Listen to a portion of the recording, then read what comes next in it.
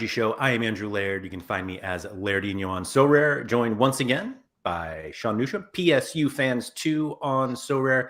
Today, to talk about the return of America and Asia in about 2 months, those divisions.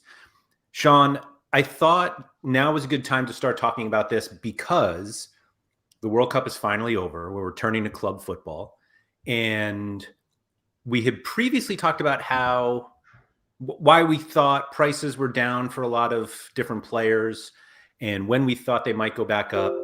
The World Cup has basically, it felt like, delayed everything because like nobody's actually playing right now. But there were a few comments back to my tweet about what we were talking about, that we were just going to like pump some America and Asia bags here. And I thought that was kind of funny because I feel like we're probably not the two who are going to be like selling a lot going into the season. We're actually looking to buy. And so us talking about it and like pumping prices up would be counter to what we need to actually happen. But maybe I'm wrong. Do you plan on selling a bunch of America and Asia cards in the next 2 months? I don't think I have a bunch to sell. I think that's exactly how I felt. Yeah, like I could be wrong in that, but like I don't think I have a ton to sell. I'd have to look through my gallery fully. Like I think that the best time to buy American Asia was like 2 months ago, 2 to 3 months ago. It was at the end of the season. That's when the best time to buy. That's the best time to buy American Asia cards. Best time to sell is definitely in the next month or two, I think. But like I don't have tons of stuff that I'm looking to bring in. Because typically I have more of the higher end guys that I want in Asia and America, and I don't have a bunch of excess. Typically I have excess goalies, but I don't think I have excess goalies. I'm going to my gallery right now, Laird, to see what I have. It's funny you say that because I started to think I had excess goalies, and I have previously felt that way and sold them. And I feel like I've never sold a goalie and not so much regretted selling that player, but just like a goalie. Yeah, not bringing in another goalie. So I have a little bit more depth, so it makes it a little bit easier for me to like to bring in or to move out goalies, because typically a lot of the rewards you get are goalies, right? Like if you're getting like tier 1s and tier 0s, a lot of the time you're getting goalies. Yeah. And so there's some game weeks where I'll bring in a goalie or two, and I'll typically move them out without replacing. But I mean, I know how many goalies I want, and I want to have a lot typically. But like part of the issue, I guess, for me is looking at Asia, especially. Like I have absolutely no clue where like 75% of these guys are going to be at or what's going to happen. But I have enough of an idea that I will have probably enough goalies that I'm okay. But like I have no idea. Like just looking through everything, like I have no clue where people are going to be. One guy I think went to the military at least for Korea. Shuichi Gonda is a huge one for me. Yep. Like I have a rare and a super rare. Like does Gonda transfer back into the J League, or does he stay in J2? And if he stays in J2, I just sit here and have a rare and a super rare that's just sitting there. But if he moves back into the J League, then I definitely have a rare and a super rare going available. Like it's hard for me to fathom he doesn't end up like on a team starting in the J League, because he's effectively the top Japanese goalie there is, right? So you would think he's going to be in the J League, not J2. And you would think wherever he goes, he's a starter. Yeah, you would think, but I mean, I don't think that's exactly how to go. Like I have a rare and a super rare of Kosi Tani. Is he going to start? I heard something from Quinny. If Quinny's there, he mentioned something on the drunk cast, but didn't go into details on it. That like Higuchi got moved or something. I think that was a loss in translation. I don't think he was talking about Higashiguchi. I think weren't we talking about Taniguchi? No, I have no idea. He definitely left. He's going to start, but who knows? Yeah. Well, yeah. So the Tani thing, yeah, we have no idea at this point. Yeah, they announced that Taniguchi is not going to be at Frontale this year, right. Which, considering Frontale is the top 1 team in the J League, means he's leaving the J League, right? Like you're not going to like. He's going to Qatar. Yeah, effectively. Like, that's the problem. That's the problem with that. But like, yeah, like if you're leaving the top team in the J League, it'd be like someone leaving Man City and going to like Burnley, right? Like it's not happening. Like if they're leaving Man City, it's to go to like Real Madrid. So like effectively he's leaving the top team of the J League to go to Qatar. So apparently, so Mike Baston said that Higgs' first team got promoted, and there's a rumor that he will go there and take over their goaltending spot, while Tanny takes over the Gamba number 1 spot. And then Quinny actually is here, and he just confirmed that. Quinny's being told that Tanny is the Gamba number 1. So I mean, which is great for me. Like I want to see that because that moves my starting Super U23 goalies from 2 to 3. So I'm all for that. I really you're all for that for sure. So like I'm not really, I guess, worrying about stuff tons, but there definitely could be worries for sure.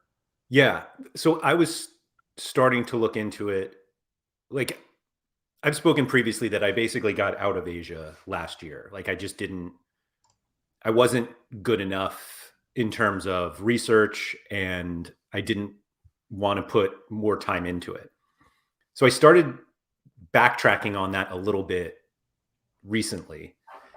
And literally like last night, I'm like doing research and I'm like, all right, let me look for some goalies, who's locked in, blah, blah, blah. And it's like, okay, basically no one. Like the knowledge gap, I think at this time of year, or the knowledge edge is super big. That's what I just said. My God. Sorry. I think the knowledge edge right now is really big. And if you are somebody who's really plugged into it, and it's probably when like all of the Patreon services should be getting people to sign up, because if they have, the best information on who's going where, then you can take advantage of that. And all I see, I feel like, is tweets of like moves being made official, and the tweets are like, if you had joined my Patreon, you would have known this 3 weeks ago. And I think it's huge in Asia. But I also don't quite know yet if all of this, well, obviously not everything is known, but like, it's important to know the stuff that is known, but there's so much that is unknown at this point. And that's kind of why prices are low, that like nobody really knows where everyone's going. Like I feel like MLS tends not to move that much. Like we've already seen a few moves, like Tyler Miller going from Minnesota to DC United. And then they signed Alex Bono just to like make sure I wasn't getting too excited. But there's just a lot of unknowns. And so, we've talked like, oh yeah, 2 months ago, 2 months ago was probably the better time to buy cards from these regions. But obviously the risk is like significant in terms of where players can end up. The risk really isn't gone yet for a lot of players. And so, yes, I think a lot of players will be more valuable in a month or 2 months, but they also have a higher chance of literally going to zero or, wherever Taniguchi ends up. And so this whole like, oh, we're here to like pump some Asia bags or America bags. Like there's a lot more risk here than just like us talking about players we think will be more valuable. Well, I just think there's more risk in general. If you remove Champ Europe from the equation, there's just more risk in general, I think, because anyone can just go anywhere. Like we're literally talking about arguably the best center back in the J League, who is on the best or second best team in the J League, is leaving. It's just going elsewhere, and he's literally going to die. He's going to Qatar, where he won't be covered. So like you have the best center back in the entire league that's just going to die. Kahuna's here for those that are interested in a Brad Guzan. Kahuna has multiple Brad Guzans for you guys to come and get. So make sure if you're interested in that to reach out to Kahuna, because I did see a tweet yesterday that's looking like Guzan's going to probably be starting for Atlanta when he comes back. Like he looks like he's going to be ready. I'm helping Kahuna pump his bag, just so everyone's aware. I have no Brad Guzans in the fight. Kahuna has all of them. So reach out to him. But yeah, I think it's just difficult, right? Because any player, it doesn't matter how good or bad the player is, right? If they move, they could just die. And that's scary. Like in Champ Europe, right? If you have like, I'll use Enzo Lafie as an example. Enzo Lafie is on, I don't even remember, Lorient. And if he's on Lorient, if he transfers, he's not going down. Like he's not going to like a relegation team in France. He's probably going upwards. Now, granted, they might be slightly below them in the table, but that's because I think Lorient's had like a horseshoe up their ass at the beginning of the season and just are up near the top. But like, if he goes somewhere, he's going to go like likely upwards. It's like the same thing with like Chuanemi. Like when we were looking at Chuanemi when he was at Monaco, it's like, all right, if he transfers, he's going upwards. He's not going to go downwards realistically. Like, yeah, he might not play, which is obviously a risk, but these guys could just go to Qatar or Saudi Arabia. Like these guys, especially the Asian guys, have so much more risk of death now than the other guys did. Now they do have less risk of death now that we include the second divisions in Europe, because we obviously saw Ao Tanaka go to Dusseldorf. We've seen other guys go to like the German second division. So those guys aren't going to die. So Tommy B brings up a great example of someone we'll talk about.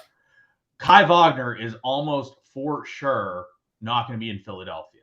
He's going to transfer to Europe, but he's not good enough to be playing in a top-end European team, most likely. So he's either going to go to like the second division in Germany or the first division in Germany. The issue is like if he goes to the first division in Germany, he's on like a low-end bottom-tier team and he doesn't have set pieces. Kai Wagner's like a 20-point less type of player than what you're getting. So the risk of these guys are just very concerning. I know another person we'll talk about is Leandro Di Maio for Frontale. He's likely leaving, which means he'll likely go back to Brazil, but he's 33 years old. Is he really going to go back to Brazil? I regret, by the way, not selling him last year before the season. That's a regret of mine. I wish I had done that. His super rare last season before the season started. Do you want to guess what it was without looking? 2 ETH. 3.4.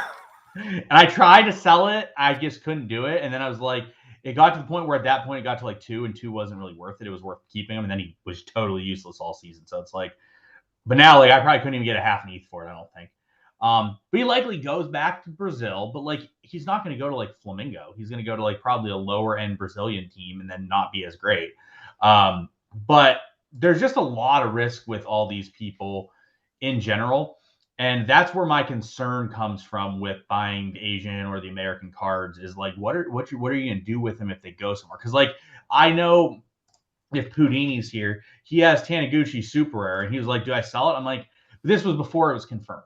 He's like, well, should I sell this? I'm like, you can't sell the Taniguchi Super Rare for 0.3 ETH. Like, yeah, it's not worth it. Because if he stays, he's like a 2 to 3 ETH card. If he leaves, like he's still, because he's not old. Like he's well, I guess he is 31. So, but like he could end up back in Japan in 2 years, and he's again like a 1 to 2 ETH card. So I'm like, I don't know. I don't really know what. You can't sell a guy for like nothing, because if you get nothing for him, you're not really turning that into anything. So you're just better off playing the hope and wait game and like hope he stays somewhere. Now that it's obviously official, he's leaving. Like again, like the floor on Taniguchi Super are 0.49. No one's paying 0.49, but like, do you really sell a Taniguchi Super Rare for 0.2? That's probably about what you can get. I don't think so. I think you just hold it and you just realize that it's dead and you're just going to sit on it for a while. No Asian Champions League? I didn't see what team he's going to, but we don't know. I wouldn't rule that out. I mean, you could get game. I mean, I won. We know that I have Alvaro Madron's unique. Unfortunately, he awful. He re-ups there. I'm just like, why do you have to re-up there? You could go to the Spanish second division now. I'd be totally thrilled about it. But if I look at the Madron unique last year, so I was able to use him twice. Mm-hmm. I won Asia D1 twice. Actually, no, I won Asia D1 and All-Star Unique. I think All-Star, yeah, I remember that one. I won both of them because I had Madron unique. He played literally like 3 games in the Asian Champions League, maybe 4, because they had that weird rotation that kept screwing me over. Actually, one of the games, it was COVID, wasn't it? All-Star Unique, he got 0 points. He wasn't in the squad, but yeah, he had COVID, I think, that we didn't know about. Maybe, I don't know. Well, because there's the weird rules with foreigners. Now that said, Taniguchi wouldn't be a foreigner because he is within Asia still, so the rule would be different for him than what it is for Madron. But yeah, like just having Madron, like if you had Madron during those weeks, I mean, let me pull up what he did during those weeks. Like the 3 games in Asia Champions League where Madron played, 4. He played 4 games in Asia Champions League. Put up 83, 67, 135. You tell me that 100 is not a valuable player to have for a couple. Sure. It is. So yeah, like if Taniguchi goes to a team in Qatar that's in the Asian Champions League, and you get, let's say, 6 games out of Taniguchi, it's well worth 0.2 ETH more than selling it and getting nothing back. Yeah, absolutely, absolutely. Or at the very least, sell it when his games are coming up. Like, don't sell it now. Somebody might want to just YOLO into a Taniguchi super rare during those weeks where he actually has games and shows up in a lineup builder. You know, like, so there are a few comments in the chat here I wanted to touch on. The Kai Wagner comparisons to George Bello feel both absurd and somewhat okay. Just the fact that they won't be nearly as good there, but Wagner's a much different player than Bello. Yes. So I'll put that. So last night I'm looking at Nishikawa from Urawa, and I was like, who can I get to pair him with? Like a little like goalkeeper defender stack. And I see, so again, like I don't follow the J League. And I think there are a lot of people who do stuff like this. So I'm like, who is one of the center backs there? Iwanami, if that's how you say it, was there. And I'm like, oh, all right. Like he's the guy, smashed last season. And I'm like, boy, his price has really dropped. That Asia drop is like real. So I search him on Google, nothing comes up. And I'm like, oh, wait, let me do the old Jimmer trick, which I know a lot of people do. I just give Jimmer credit for it, where I like find his name in Japanese characters. I copy that, paste it in, get to Yahoo Japan or whatever it is, translate that. He's going to Qatar or Saudi Arabia. He's going somewhere. And I was like, all right. But like the number of people who don't take that last step, they're like, oh, great, I'll just buy him. There's tons of it. Yeah. I sold Go Hatano last year, like before the season. Like he was very clearly not the starter. I believe he just signed with a J2 team also. So like I said, like the knowledge edge is big here. And it really just takes like 1 or 2 extra minutes of time if you're actually looking to buy these players to like figure out if there's news right now. And it's possible there isn't. So it's like, that's fine. Like you can just wait or you can take the risk. But like if stuff is known, you should at least know that it's known. Yeah. The other, looking at that team, right? It's a good question too, because like the other center back, Alexander Schultz, is an alpha, right? And he takes penalties. Yeah. But like he's Danish. Is he really gonna? I think he's Danish. Yeah, he's Danish. Is he really gonna stay in the J League? Maybe not, but you know where he came from? Midtjylland. Yeah. And he was the starter there and played every single second for Midtjylland as well. So you can remove some of that risk if you look at like some of the, if it's a European player, you can probably assume that if they leave, they're going to go back to Europe. And you can understand like what's their home league, can they be the starter or whatnot. But so that was a perfect transition, because somebody brought up the whole like players changing leagues, and somebody brought up Evander, who's going to Portland. So Evander's coming from Midtjylland, going to Portland. From what I've gathered from a few people who are familiar with him already, we think he could absolutely smash in Portland. Like legit top 5 player in Major League Soccer smash. No guarantee. We happen to like him. Do you have an Evander card? I don't. I tried and failed to get his super rare because like I don't care about rares. Like I can always get a rare realistically and make it worthwhile, but super rares are like the game changers. If I get a super rare, that could be huge. Yeah, absolutely. So everyone who has those super rares knows or is on the team of Evander could smash. Yes. But like it's possible he doesn't. And so, there's risk there. We at least know he's moving, as opposed to a few other guys where like we don't really know what the situation is. Portland as a whole team is kind of a weird one. Like I feel like last year they should have been better, but like the team actually isn't that good. But maybe Evander changes it. Who knows? We don't really care how good the teams are as long as he's good if you have his card. But it's like that's the situation. And like we have another guy, Luis brought up, like Bernardeschi. He's going to have a full season now. Like how does he look? Lorenzo Insigne, obviously in Toronto also. So there are guys who, we can kind of project to see if they're going to be better because we know how they were in Major League Soccer, but there's probably going to be plenty of other movement. And if you can get ahead of that stuff, then that's where you can take advantage. I think the key, right, is that you have to, there's risk on both sides. So first of all, MLS is tricky because the MLS is the only league that we really have that there's not going to be a team that's dominant, like in theory. Yeah. Teams aren't going to be like just dominate possession, which dominating possession is how you get huge scores typically. MLS is going to be like that because of the parity and the way the designated players line up and stuff like that. So Luis mentions that you can minimize risk by going after designated players. It's true. Typically, the designated players are the guy, like they are going to play. Almost always they're going to be relevant and they're going to play no matter if they're that good or that bad. They're going to play because they're getting paid too much not to be played. But with Evander, and Evander's a perfect example of this situation. Xander's range of outcome, in my opinion, is that he's fine, that he's totally fine. Mm-hmm.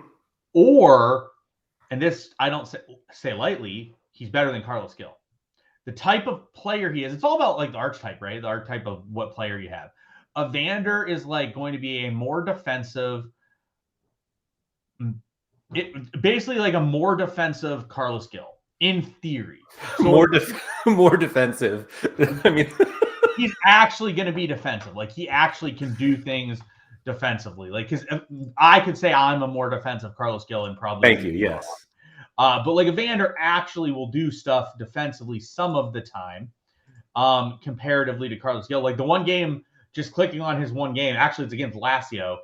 He had 3 tackles, 1, plus had 6 duels, 1, had 2 interceptions. That's like more than Carlos Gil gets in an entire season defensively. But it all comes down to like, do you take sets? Do you take penalties? Because that's where you get a lot of your upside from. If you're not taking sets and you're not taking penalties, you lose some of the upside. So the issue is, all right, so like let's hypothetically say Evander comes to the MLS and Evander's a 75 average L40 player. He's going to be a lot more expensive than 0.755 in theory. If he's not, then we have more issues to worry about than that. But like if he is that type of player at age 24, he's worth quite a bit. Like he's worth a decent amount where he could go back to Midtjylland or he could go to somewhere in Europe and be good. But the issue is obviously if he goes back to Europe and like let's say he goes to like Aston Villa, he's not going to be as good as he is going to be in the MLS or what he was probably like at Midtjylland.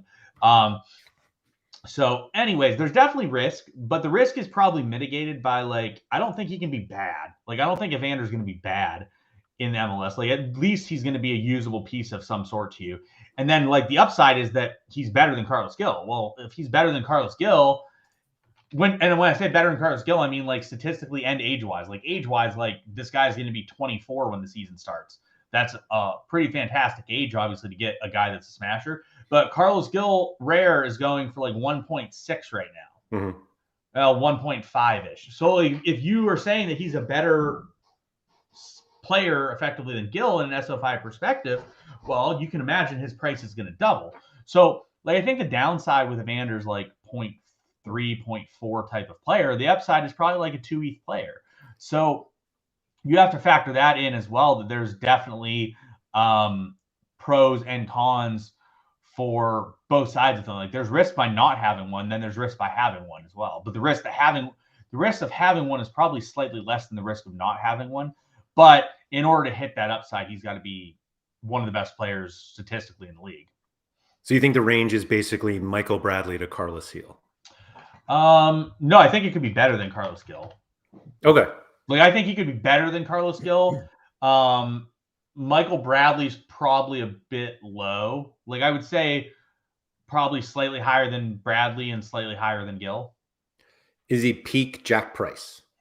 Maybe. So I think Jack Price like is a realistic like low end comparison. Like I could see like I think like bad scenario you get like Jack Price and what Jack Price did the year before last. Right. Real good Jack Price, not good last Jack year's Price. back. Yeah. Which was like a 61 player. He could be worse now. Like, I think you're looking at like a 55 to 75 type player with Evander, which that's a valuable card to have. For sure. For sure. And again, like he's one that we know is moving. So yes. Mikey Fu also says like obviously he hasn't been around forever, but Evander is proven in Europe already at like a level probably higher than the MLS. Midtjylland's probably higher than that, than what you'd consider the MLS, right? Which one? Wouldn't you consider Midland higher than the MLS? I'm not. Okay, so I'm not ready to go there. But like he's just proven, based on my own football knowledge. He's proven to some extent already. Like this isn't like a guy that's coming in that has like he's not like Dylan Barrera, right? Like coming into New England with like no games played and not really anything like nothing to show. Like this is a guy that's put together. If you look at like his all-time stats, like this is a guy that's put together 130 games in the SorareData database and has ripped off like 109% a bunch. Yeah. Yeah, like I mean, this is a guy that's proven over a significant. The samples that we have are never going to be significant because, like, to get significant, you need thousands of games, and these guys aren't going to play like thousands of games. Sure. But like, I would say this is a pretty significant sample. Like, so over a significant sample, he's proven to be pretty damn good, already, from an SO5 perspective. So, like, it's hard for me to think that he would come over and just be like a complete turd box that's terrible here. Yeah, no. I think that's perfectly fair. I notice we have like well over 100 people watching this right now and not that many likes on the video. And we've only mentioned Carlos Hill like in one conversation. So if you guys could please hit the like button, that's always really, really helpful for us. Anyway, so the other weird thing for me about Major League Soccer is that there's, because of the parity of the league, like you were saying, there's no like really dominant team. And it feels like every year we have like the half of the, if not 3/4 of the playoff teams from the previous year don't make the playoffs. And there's just like team like Cincinnati was absolutely god awful at this time last year, or, you know, all of the season. Yeah. And then in the offseason, like nobody was looking to buy Cincinnati cards. Correct. Same thing with Kansas City, right? Like last year, everyone was buying Kansas City and then total dumpster fire. So, Josh actually asked the question, do you think Diego Rubio is going to be this year's Johnny Russell? So it's in play. I definitely think in theory, Rubio's not as good because Rubio is likely not going to be playing the cam with Zardes not there. But like, it's not fair to Russell. Like Russell was still a solid contributor. Yeah, he was. Last year. Like, yeah, obviously he wasn't as good as the previous year, but Russell played almost every game. He played every game. He played in every game except one, I think. And he started all but 2 of those other games. So he started like 30 of 32 games. So, like, yeah, obviously it wasn't as productive because the goals and decisives weren't as heavily. But yeah, I think Rubio could be quite a bit worse than what he was last year, because if he's not, that cam role is so important because you're just getting shots assisted frequently. And like, that's where he was thriving from last year. So I definitely think that there's a possible downgrade with Rubio. But like, to be fair, I don't even think Rubio was that good. Like, here's the issue, right? Like, you're looking at Rubio. I think that he had a really high decisive rate for a guy that's playing on the Colorado Rapids. There's no way these scores are replicated. So yes. Polkart has said Montreal looked to be in trouble this season. Yeah, I think Montreal is going to be one of the worst teams in the league this year. They could be really, really bad. I think they're going to be really bad. I think New England's going to be quite good comparatively to what they were last year. The issue is, we talked about, we've said this before on a show, if you have multiple DPs injured and miss most of the season, you're going to suck. Yeah, you're going to be really bad. Yeah, in the MLS, you're going to be terrible. And that's what happened to New England last year. And I also think that the Columbus Crew are going to be quite a bit better. Yeah. I think they should be a pretty decent team this year as well. So the one team that sort of broke the conversation this time last year were the Seattle Sounders, that we were like, they might be the team that you can actually stack, and they're going to absolutely run away with the league. They had the CONCACAF Champions League. They won it, and they were awful in MLS. They had some injuries, but like generally, so they had injuries, and Nicholas Ladero was fit the entire season. So like, you had that going for him. Yeah, that was pretty funny. I think Seattle like has a significant bounce back this year. And the only reason I say this is because that's just how MLS happens. That like teams that are not that great, but have good players can easily bounce back. So like Seattle, Glenn brought up Eric Tommy from Sporting KC. Like Kansas City probably gets better. Who knows if Alan Pulido comes back, but like theoretically he comes back. And like teams like that are generally good in MLS. And so when they have a down year, I feel like it's just like okay to expect them to be better. Yeah, I agree. I think typically in the MLS, like you can sort of have an idea when you look at the MLS, right? Like who's going to be possibly better, or like if you typically the teams in the MLS that are like better are teams that like sort of stay together and like keep consistency. Like that's why Philly's been pretty good over the last couple of years because their back line has been pretty consistent. Outside of right back, but like their center backs have played like every game, and Ty Wagner's played like every game for like 2 years with Andre Blake. So like that's huge. So you can sort of look at a team, and if you see this team, like, and it goes especially for like younger players. If you look at a team and you're like, oh, they're exporting like 5 guys. Like you look at Montreal, right? Montreal lost Georgie, who was by far their best player. They lost a couple other guys. They lost their coach, and you just look at it and you're like, yeah, I think they're going to take quite a bit of a step backwards because like they lost Alistair Johnson, they lost Wanyama, they lost Georgie, they lost Kone, they lost their goal or their coach. Kyoto leave? I think Kyoto's still there. I think Kai Kamara's. I'm not sure. But like, regardless, like, it doesn't even matter. Like, right? Like, Wanyama's a DP. Alistair Johnson is got good offers, which I don't really understand because every time I've watched him, I've never been that impressed. That move shocked me. Was clearly their best player. So like you're looking at, and Kone was like one of their best young players that like promising. So like I look at this and I'm just like, they're losing quite a bit, and I haven't seen the VPs that they're bringing in. So you're just looking at it and you're like, yeah, they're going to probably be pretty bad. Similarly, like you look in New England and you're like, all right, well, Gustavo Bo was out for the whole year, and then Veroni was out for the whole year, and they're starting Justin Rennicks. Well, not starting Justin Rennicks and going back to a DP is a plus for them, in my opinion. Similarly, like they had so many injuries. Like if I know that this team had a lot of injuries and then they're going to have more people come in, like Barrero was out for the whole year. Veroni was out for like the whole time he was there. Bo was out for so much of the season. Kessler had constant injury issues. The only spot that I don't think it matters to is goalie. And like, I mean, I'll get flack for that, but I mean, Petrovic came in and was like the best goalie in the entire league. And that's after they dumped the best goalie in the entire league out to Arsenal and Matt Turner. Right. So it just doesn't matter. Goalie doesn't matter in theory. Like, yeah, obviously you could have someone that's a complete turd box, a goal, but Petrovic was like the best goalie in the league on the 11th place team. And like, I'm pretty confident that Petrovic was like the best goalie in the league. Like I watched those games and Petrovic was fantastic. It's not his fault he's given up like 4 goals a game when Omar Gonzalez is playing in front of him and John Bell and like a nicked up Kessler with no midfield. Like the midfield was totally non-existent last year. Didn't they sign a new center back? Well, they were rumored to be in on Callens, I think. Yeah, but maybe that's what I was thinking. God, God, you know who you're thinking of. They're rumored to be with in on Eric Williamson. No, that wasn't what I was thinking, but I did see that. Or no, I think somebody killed that rumor already. Well, it was a rumor for like a month. I thought it already happened, to be completely honest. I thought he was there. And then it like got brought back up and then it was squashed. And I'm like, oh, I thought this already happened. He'd be actually a really good fit there. Yeah. So Mickey Fu was asking how much coaches matter in MLS. He said, are Columbus back with Nancy at the helm? So like we were just talking about, like Montreal was one of the better teams in Major League Soccer last year. And we were just talking about like all the players they lost, but like a lot of the players that they lost aren't great. Like Mihailovic is good. Obviously we think that.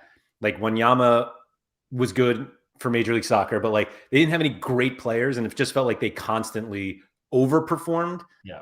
And now Nancy's going to a team that has like legitimate players and like really, really good players in Columbus.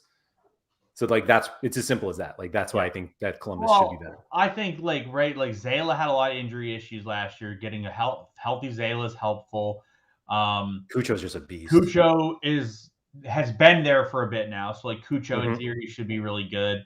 I think Nancy was probably a better coach than others in the league. It's hard to know, like right, like there's obviously some boneheaded coaches, but like Didier Deschamps is probably pretty terrible. Yet he won a World Cup and got to a final of another World Cup. Like I don't know, it's just sort of gold. It's sort of like you don't really know. I actually was reading something on Twitter yesterday, and it's so true, and it works for every sport, right? Every sport, like you can see the statistical sides of things, and you can make comments on that, 100%. But like every team also has the human element that you can't see. Like people are going to be sick of coaches, and coaches are going to be sick of players, and things move in and out. Where you like all of a sudden are like, I'm over this coach. I don't want to play for this coach anymore, or oh, I don't want to play this player anymore. I'm sick of this dude. Then all of a sudden, like that player comes in after sitting for a while, has two like really good games, and it's like, oh, this guy's back. He's listening to me. I like this guy again. So it's all like the human element of things you can't really factor because you just don't really know how it goes and how the human things are going to work. So as Alex Wilson has said, vibes is greater than data. It's definitely a combination of things, right? Like you can't see the vibes within teams. You can see the data, you just can't feel see the vibes though. Similar, like I mean, if you look at some of these other teams in league, you can tell where like people are overplaying with other players that maybe they're playing with, and you can tell that it's like they need a bit of a shift or something to happen to like reinvigorate the situation. If you're like an offensive player and you're like the cam and you're setting up players constantly and they're just missing every chance, you're probably like, man, I can't stand playing with this dude again. Or like if you're a defender and you just don't give up any shots and then the goalie gives up a massive error like twice in a row, you're just like, oh, this guy, I'm over this guy. So Roll is talking about Cincinnati right now. Cincinnati to me is a big question mark for this year because they have the potential to like return most of their team, but they could sell guys. Like if Brandon Vasquez gets sold and they sell everyone off, Cincinnati would drop quite a bit, I think. So I think that's one of the most important things to recognize about Major League Soccer, that most young players who are really good in the league don't want to be there. Correct. And so not that that sounds much more negative. They have goals greater than Major League Soccer. And so like I don't think Brenner is in Cincinnati right now thinking I'm going to be here for my career. Like Correct. he was looking elsewhere like at the beginning of last season anyway. And so Major League Soccer is a stepping stone, for a lot of players, like younger players. And if they do really well, the goal is to move usually to Europe. Yeah. And so like we saw with Tati Castellanos last year, Mihalovic obviously just left. Like that's the progression. And so buying really young guys who are coming off good seasons that are still in Major League Soccer, again, goes back to the whole risk thing. Like the transfer window opens up in less than 2 weeks. And there could be European teams that are like, we want you. And the player will want to go now also. And so just remember that. Well, so I was sitting there the other day. Gator guy asked me about Jesus Ferreira. So Kahuna just asked, "Is Wanyama leaving Montreal?" Yeah, he's gone. I don't know where he went, but he was out of there. I thought he left. Yeah, he went. I don't know where he went. Actually, he might have went to like Saudi Arabia or something. Let me see if I can find that. But Gator guy was asking me about Jesus Ferreira. And I'm just like, I'm pretty sure he's leaving. But then again, like I have not seen a thing. I'm just assuming he's not going to stay there because he just had a year as like the alpha dude on the team. And like, where's he going to go? Because yeah, like you said, it's sort of a stepping stone move, in my opinion. It looks like Wanyama hasn't like declared where he's going yet, but he's definitely gone. I'm pretty sure. Oh, he was Celtic. Yeah, he was going home. It's at one point, I think. We'll see where he goes. But anyways, I think that it's up in the air. So Arsenal dude asked about thoughts on Kyoto. Kyoto is really struggling to stay healthy. And I think that Kyoto's played a lot of minutes over his career, and he's a bit older now. So like you see some injuries creep in. That said, I like Kyoto as a forward. If you get a forward Kyoto card, it's good.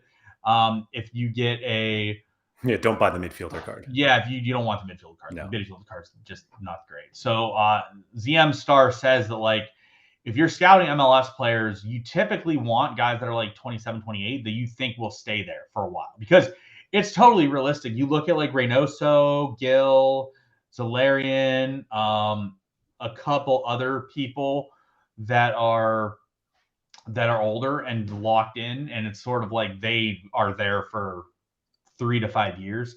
Mhm. Those are the type of guys you obviously want. But it's not like a bad thing with the younger guys too. I think there's going to be more learning going on with guys like Ricardo Pepi. I think set a good example of like what not to do when you transfer, right? Like you don't transfer to if you're a goal dependent forward, you don't transfer to like the worst team in Germany. You're much better suited going to Ajax and starting for Ajax. Like he was rumored to Ajax. He had rumors at Ajax as well. Like he had rumors at other places, but like he's gone to Groningen, right? And he's smashing it. Yeah, he's doing really well. So like the key is just going to a level that is relatively is realistic. Yeah. So we got Trip and B in chat. So Trip and B, how are the Charlotte FC respect the crown nonsense people going to be this year? It's Swiderski season. That's all I know. Yeah, I'm always curious. Yeah, it's Swiderski season. It's like Carujo season, although I think Carujo might have left. I actually really like this last. Mickey Fu says Hani Mukhtar feels like someone that's perfectly fine being the star in MLS. I feel like all we read about him is stuff that he wants to go back to Germany.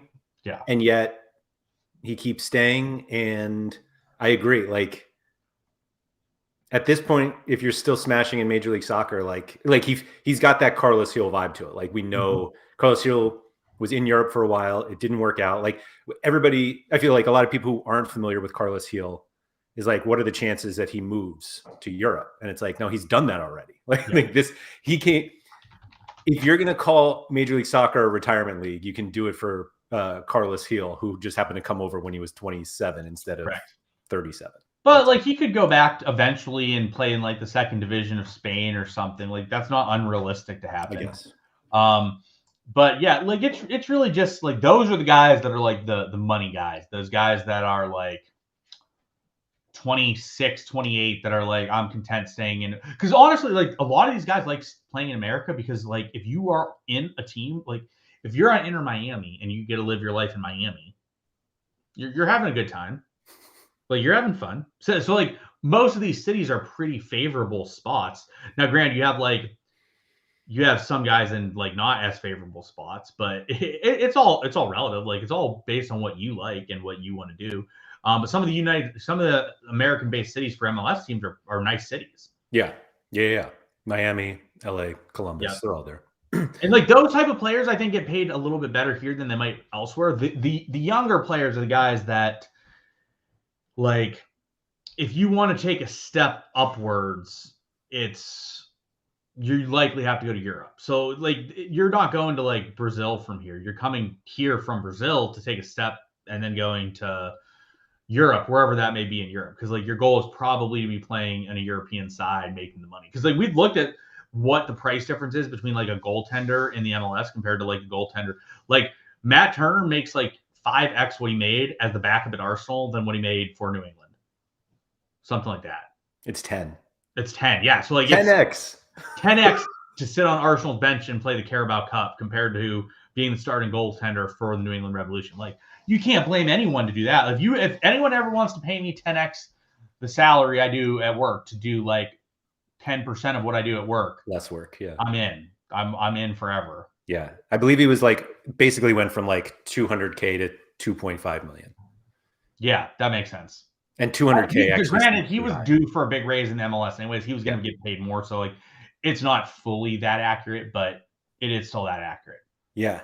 So one thing I wanted to touch on, because somebody just reminded me of it, and then I have a watch list I wanted to discuss. So Mike Baskin was asking about Sergio Busquets because there were rumors that he was coming to Major League Soccer.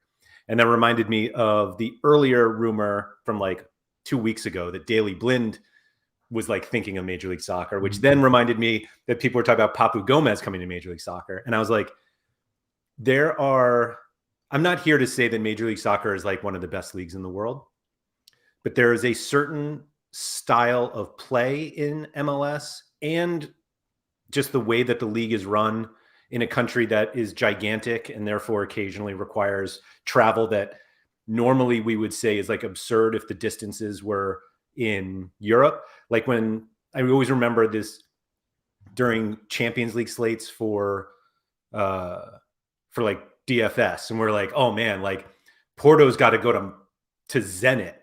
And you talk about how they're going like halfway across the globe. And it's like, well, that's basically New York to LA, which like happens in Major League Soccer. And like it's just different. So Daley Blind is a really, really good football player. He smashes for the best team in the Netherlands.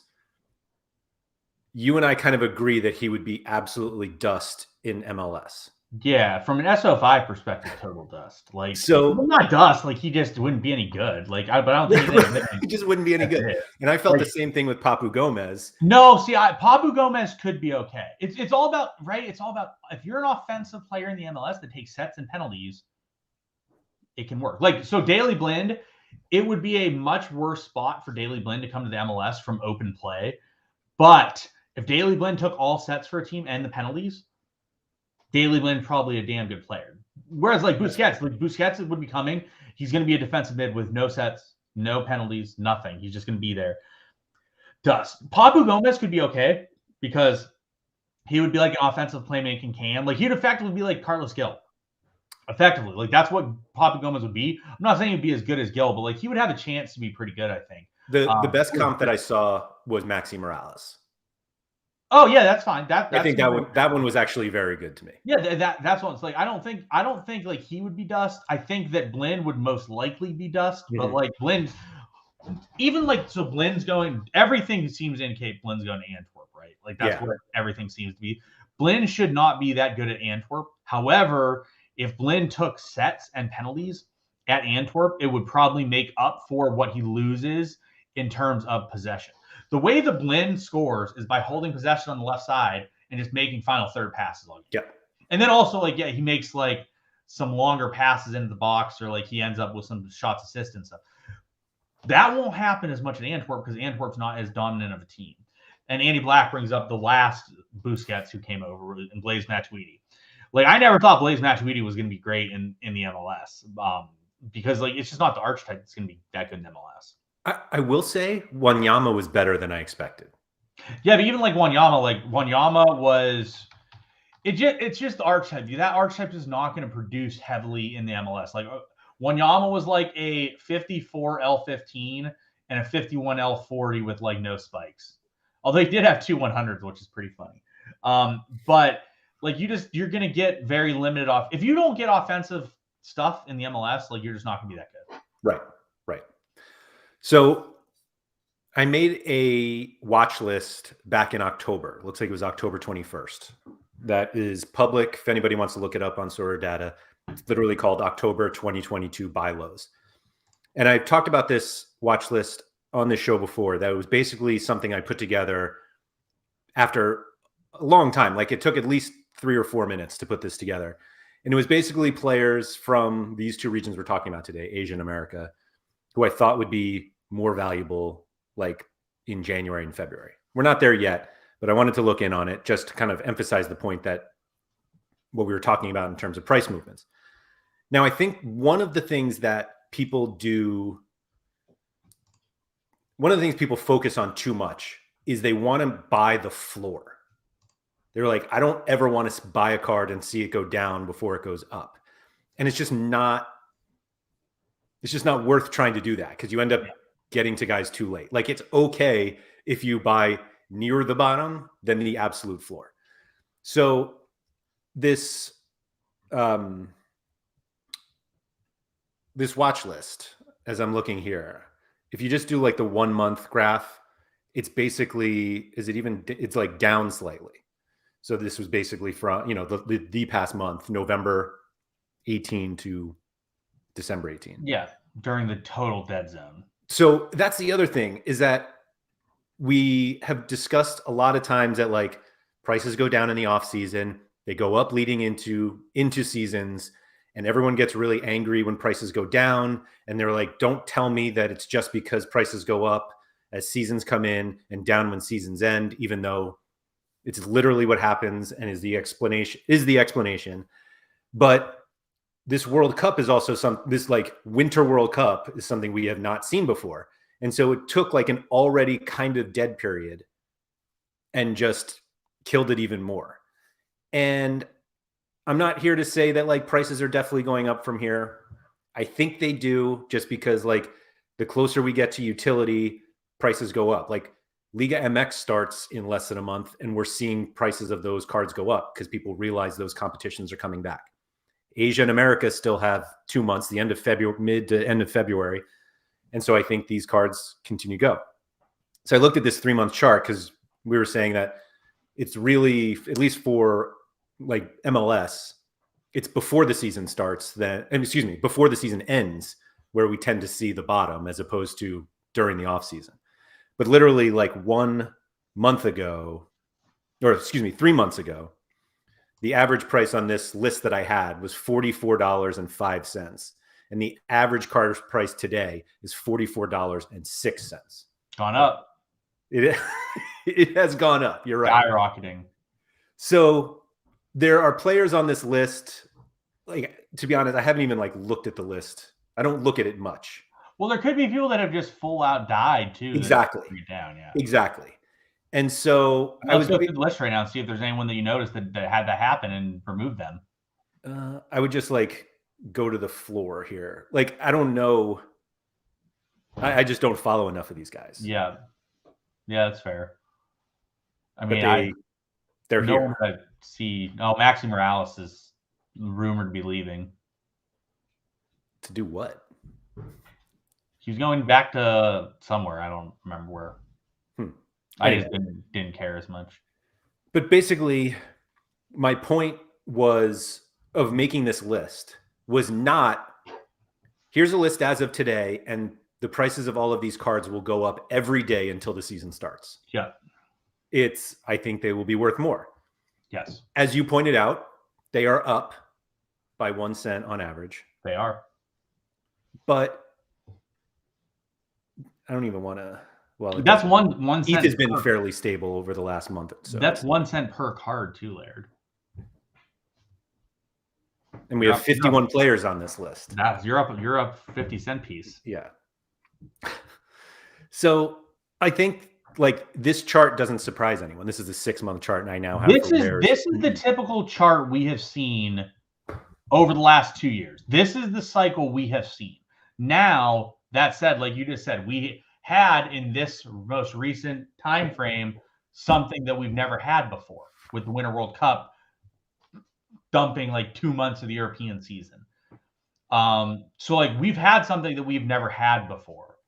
And a couple people are asking about Luis Suarez and what he'll be with in terms of the MLS. Like he could be fine. He should be fine in the MLS. I don't think you're going to get anything spectacular. Like you're going to get like Gonzalo. You're going to get like Higuain. No, he took some sets for a little bit. Suarez isn't going to take it. No, I think he will never be better than Chicharito. So look at like mid-level Chicharito, and that's the best you're going to get. Well, Chicharito sucks. I mean, 38-year-old Luis Suarez isn't much better. No, but I mean, so Chicharito is like a 57 L40. That's not bad. Yeah, I don't think you get that with Suarez. No, but if you're saying he's a 55 L40, like that's not bad. The issue is again, I think that's the best. We talked about that. I don't think people comprehend in the last 110 games, Chicharito has eclipsed 85 once. And I think that's absolutely in the realistic realm of possibilities for Suarez. No, I agree. I'm just, like it's an okay card to have, but when you're not going to crack 80 almost ever, it just is in the new way that Sorare is. It's just not the best if you're not cracking like 80s ever. Sure. Mike Dasson saying the strategy show takes a turn from who's better to who's worse. Yeah, I want no part of Suarez. But anyway, I think the outcry of card prices going down right now and over the last month or two blatantly ignores the reason, which is that like utility has never been lower. Yes. And this game is so like values of card prices in this game are so dependent on utility. And when you remove the utility, prices are going to go down. Like I don't. So That's it. I was going to say, though, here's the thing. Prices always go down. Yes, that is true. But like cards like Mbappe, Neymar, Messi, those have never gone as low as what they have recently. That's fair. However, a plus side for me, at least, I paid 7 ETH for Mbappe.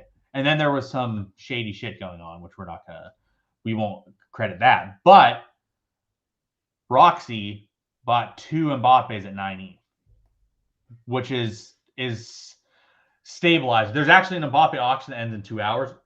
I'll be curious what that goes for, because that's usually a good indication. But like, we saw Mbappe dump by like 40% over the World Cup. We saw Messi dump by like 30 to 40%. We saw Neymar dump by a significant amount. The elite cards typically don't dump off, but we saw them dump off during the World Cup. However, if you look at all of them, they are up from where they dumped off to.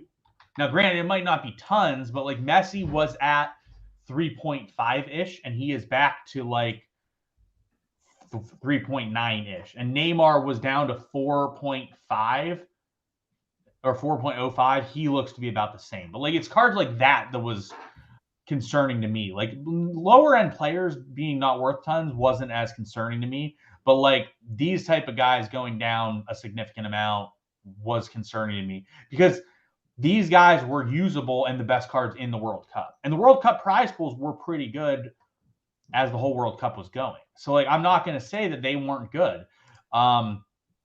So anyways, those were what was concerning to me.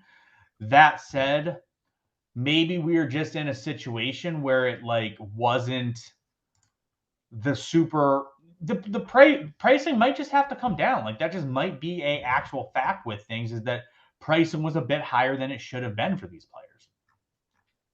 But can't you just say that we see this dip this time every year? But we don't really see it with the elite cards. That's what I was thinking. We do. I mean, this chart shows it right here. Not to that effect, but I guess we do. I mean, because it was an off season, right? Like, it sort of was an off season.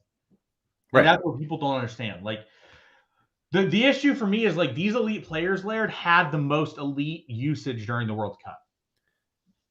And they had like, the prize pools were legit pretty decent if you had those cards. But again, everyone that has those cards, Cooper, what are you doing? My dog is literally like weaseled his way behind my green screen and is like stuck behind the green screen over in the corner of my room.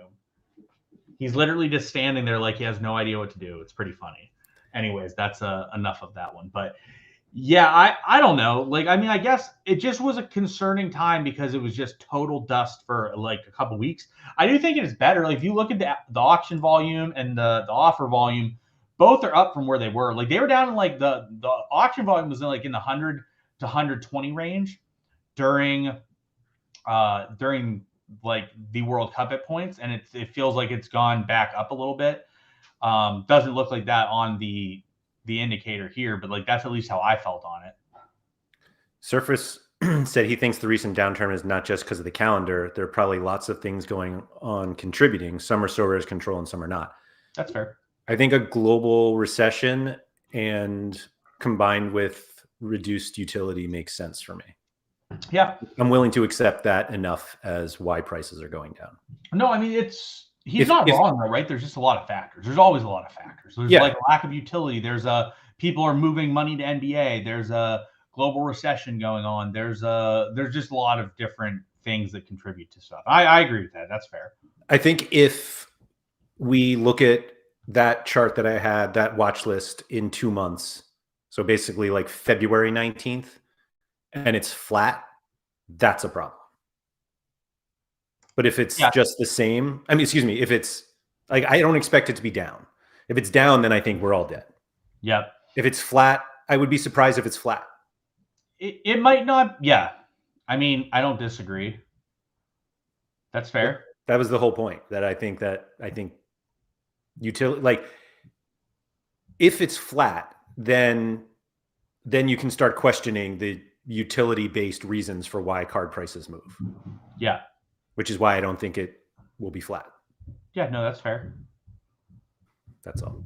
I mean, it just could also be like a new norm. Like, I'm not saying that we want things to be down a little bit, because obviously that hurts all of us that are here, but maybe the price points just have changed a little bit and they're just lower than what they were, which is like obviously not as ideal. But if you look at the rest of the NFT industry, everything's dead. Like, everything's just dust. Sorare is not dead. It's just maybe slower and lower than what it was, which again, maybe there's just a new like balancing act that this is the new norm instead of where we were at, which, I mean, if this is still the new norm, it's still not bad at all. Right. Right. We have touched the hour mark. I want to ask you this one last question that Kahuna brought up, because I think it's kind of a fun one to say. If you had the choice of the unique of Evander, Ricky Puig, Mukhtar, and Carlos Gil, who do you take? If I had the unique? Yeah. Which unique would you want of those four? Not Puig. And are you saying that because you think he's leaving MLS too early? I think he probably won't be there permanently. I think like you might get like 6 months to a year out of him, and then he's gone. Not Mukhtar. Mukhtar's worse than Gil. I'm not a Mukhtar guy. Like we've talked about this. I don't like Mukhtar. I am not a Mukhtar guy, and all he does is smash. Yeah, like I just am never going to be a guy that's going to just jam in the no AA mid. Like that's just not who I'm going to say. Probably for me, it would be Gil or Evander. Probably would take Gil because I have enough to support Gil that my lineups are really damn good. So like it would probably be Gil for me, but it might be Evander if I want to take a bit more risk on it. I'm not taking Puig. I'm not taking Mukhtar. It'd be one of the other two. Yeah, so Tommy just asked, when Mukhtar forward card? If Mukhtar had a forward card, I would possibly reconsider Mukhtar and he would be in the discussion. Yeah, I think that's fair. Like what's his forward? What's his forward L40? Yeah, 5 points better. Forward L40 is 5 points better. So like here's the thing, right? We basically agree he like ran like a god last year, right? Like well, I can't imagine it's like that sustainable in terms of like are you really gonna have 37 decisives in 38 games? I mean, a 9.8 AA over your last 40 is not great for like if you were like in the conversation for best player in the league. Correct. Like when you look at that, and so like the 15.5 as a forward is nuts though. Yeah, that's fantastic. Like when you look at it, Carlos Gil's AA is 22 over his L40. Or over the last year, I'm sorry. Over the last year, Carlos Gil's AA is 22, whereas Mukhtar's is 8. That's just not going to cut it. But yeah, you give me a Mukhtar forward card, I'm definitely rediscussing this and having a rediscussion here. I was going to say the Mukhtar forward versus the Carlos Gil is a really interesting. Yeah, that's a much more tight question. Yeah. Sorare really should just overrule the Opta position. Just if you want to make some more money, you make Hani Mukhtar forward. You gotta see my dog. I'm gonna show you my dog. He's literally been stuck in this position for like 30 minutes, and he just walks from one end of the green screen to the other and can't come out of it. So I'm gonna see if he stays here and see his head. he's literally just hold on. Let me enlarge us here so people can see this better. Oh, poor dog. Cooper, hi, buddy. The poor guy's just been in this position for like 30 minutes. He walked back there and just can't get out. So like he went from like this side, which is where you saw him, over to this side, and he's just walked back and forth, but he can't get out of either side. So he's been like stuck behind the green screen for like 30 minutes. And not barking at all to get out either. No, he's chill. He's the more chill of the two dogs. He's the bigger one and the younger one, but he's really derpy and he just like walks around and does dumb shit. We laugh. So like he will throw a ball up to himself for like an hour. He will just have a ball. He's moving to the other side right now. I'll get it. Yep. So 1 second. Here's him on the other side. So yeah, he's literally just going back and forth between sides. Oh, he'll literally just have a ball and he'll just toss it up to himself like this, and it'll like hit him in the face and bounce away from, and then he like sprints after it and then does it again. His new thing is like socks. He doesn't rip socks up or do anything with them. He just likes to carry them around. So he will literally just like walk around with a sock in his mouth like 24/7. And he has like a heat-seeking like nose for socks. Hmm. And it's always my wife's socks, so my wife doesn't put them away. So he just like, I opened the bathroom door the other day and he's just sitting there with a sock in his mouth, and it comes down like a tongue because the way it sits out of his mouth, and he's just sitting there with a sock in his mouth, and he's like so excited to show you his sock. And then he'll just sit there and you'll be looking at him and he'll just be like this and throw the sock up in the air, and it'll like land on his face, and then he'll drop it on the ground and then do the same thing. But he'll do it for like an hour, and he's like the most entertained person ever. It's great. I love dogs. I can't control whether they're clean or dirty socks. Most of the time they're clean, but my wife doesn't put away her clothes. So they're always her socks. Whether or not they're clean, I can't tell you. He never has my socks. My socks get put away. Yeah. Thank you to everybody who has joined us live. If you could please hit the like button, either for the video or for Cooper, that would be greatly appreciated. In fact, really, there should be a ton more likes because of the new dog content that we're doing here on SorareData. If anybody hasn't subscribed to the channel, if you could please subscribe, that's always really helpful. And if you are listening to the audio version, you missed some really good content here of Cooper behind the green screen. So go over to YouTube, check it out, but rate and review the podcast wherever you listen before that. We'll be back next week with some more strategy conversations, and maybe we'll figure out how to make some more dog content. To be fair, Cooper actually did just get out from under the back behind the green screen. I'm not kidding, for like 30 minutes, but he just found out how to get out there. But he then walked into the lights that were set up and got scared and backed back behind it. I was going to say, he knew the show was over, so he was going to leave. All right. Thank you to everybody, and good luck on this completely dead game week coming up before real football. I don't have a team. I can't even consider getting a team. Me neither. Yeah. So.